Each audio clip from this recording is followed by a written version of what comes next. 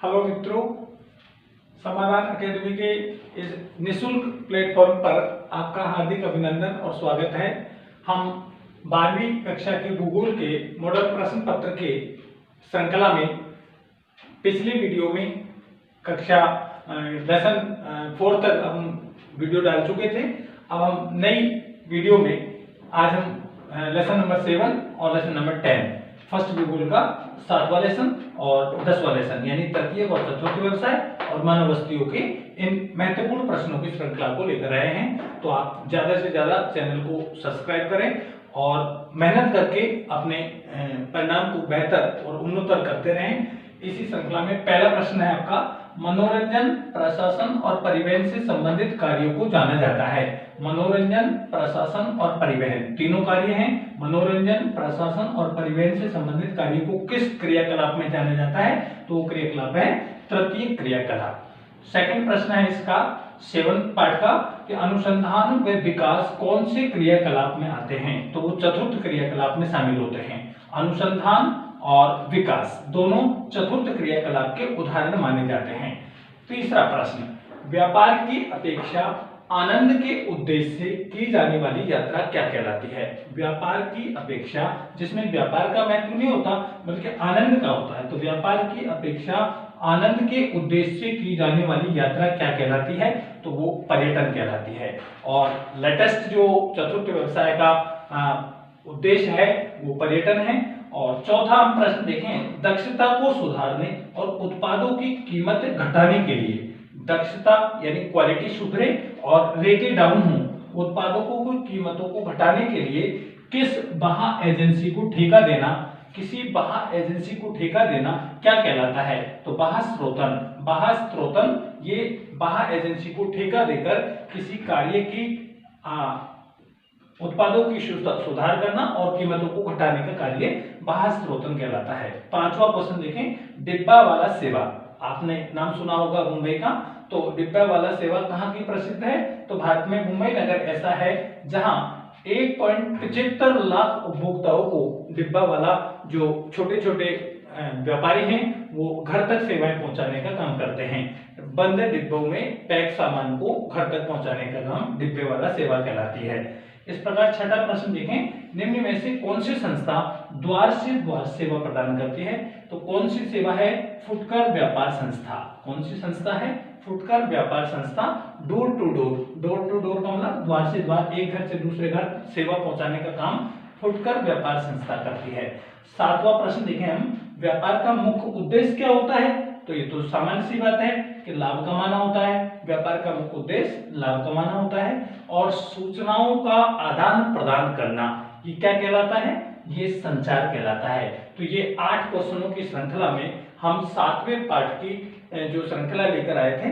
अब हम 10वें लेसन की श्रृंखला के बारे में अभी बात करते हैं।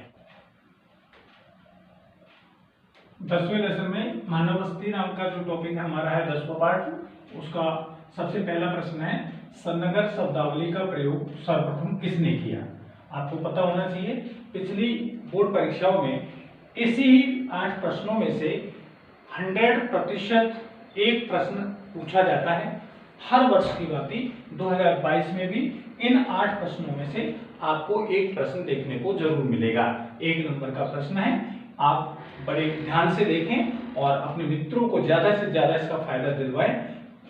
मेरा निवेदन है कि ग्रामीण क्षेत्रों तक ये वीडियो वायरल करें ताकि गरीब बच्चे जो निःशुल्क कक्षाओं का लाभ ले पाए और हमारा मोटिवेशन बढ़ता रहे, इस प्रकार की वीडियो बनाते रहें। तो सन्नगर शब्दावली का प्रयोग सर्वप्रथम किसने किया? तो 1915 ईस्वी में पैट्रिक गिडीज नाम का एक व्यक्ति था। इसने सबसे पहले सन्नगर शब्द का उपयोग किया था। सर्वप्रथम पैट्रिक गिडीज नाम के व्यक्ति ने कब किया? 1915 में किया।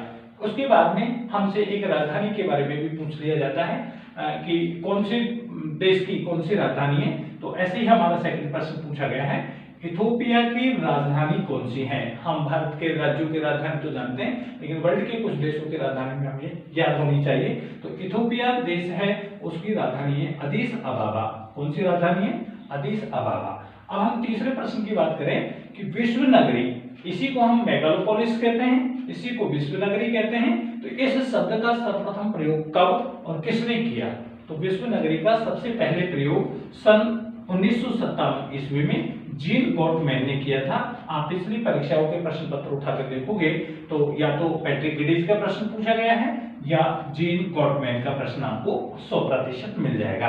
तो 1957 ईस्वी में जीन गॉटमैन ने सबसे पहले मेगालोपोलिस शब्द का उपयोग किया था, प्रयोग किया था।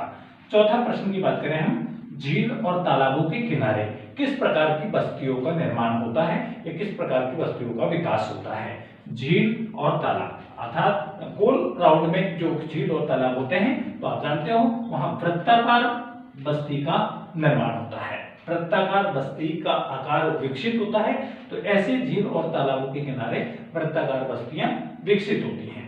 पांचवा क्वेश्चन की बात करें हम, नगरीय बस्तियों के कितने प्रकार होते हैं? वैसे तो हम ग्रामीण बस्तियों के विभिन्न प्रकार पढ़ते हैं, लेकिन कुछ नगरीय बस्तियों के प्रकार देखें हम तो मुख्यतः नगरीय बस्तियों को हम 6 भागों में विभाजित करते हैं, जनसंख्या के आधार पर भी, आकार के आधार पर भी। तो 6 भाग कौन से हैं, 6 प्रकार कौन से हैं? उसमें पहला आता है नगर, दूसरा आता है शहर, तीसरा आता है संनगर, चौथा आता है विश्व नगरी, पांचवा आता है मिलियन सिटी और छठा आता है मेगा सिटी। सबसे बृहत नगर को मेगा सिटी कहते हैं। तो इनकी जनसंख्या 1 करोड़ या 1 करोड़ से अधिक मानी जाती है। वर्तमान में इसकी जनसंख्या 1.25 करोड़ से अधिक मानी जाती है। तो वर्ल्ड में इस प्रकार की बहुत सारी सिटियां मेगा सिटी के नाम से जानी जाती हैं। तो 6 नगरीय बस्तियों के 6 प्रकार होते हैं, आपको ये याद रखना है। हम नेक्स्ट प्रश्न की ओर चलते हैं। निम्न में से किस प्रदेश में प्रलेखित प्राचीनतम नगरीय बस्ती रही है? यानी ऐसा कौन सा प्रमाण मिलता है जहां प्राचीन नगरीय बस्तियों का उल्लेख पाया गया है? तो वो हमारी सिंधु घाटी सभ्यता के अवशेषों से हमें ये पता लगता है कि सबसे पहले प्राचीनतम नगरीय बस्तियों का विकास सिंधु सभ्यता की ओर हुआ होगा। इसी प्रकार हम 7वें प्रश्न की ओर देखें कि वर्तमान अर्थात हमारे आंकड़े जो दिए गए हैं 2011 के हैं, तो वर्तमान के अनुसार विश्व की कितनी प्रतिशत जनसंख्या नगरों में निवास करती है? तो आप ध्यान रखेंगे 48% जनसंख्या विश्व की 48% और देश की अलग है। विश्व की 48% जनसंख्या ये कहाँ रहती है? नगरों में निवास करती है।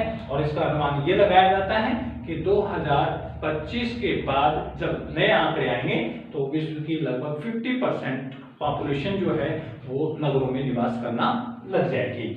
इसी प्रकार हमारा आज का इस सीरीज का अंतिम और 8वां प्रश्न है, भारत की कुल जनसंख्या का कितना प्रतिशत भाग गांवों में निवास करता है? भारत की कुल जनसंख्या का कितना प्रतिशत भाग गांवों में निवास करता है?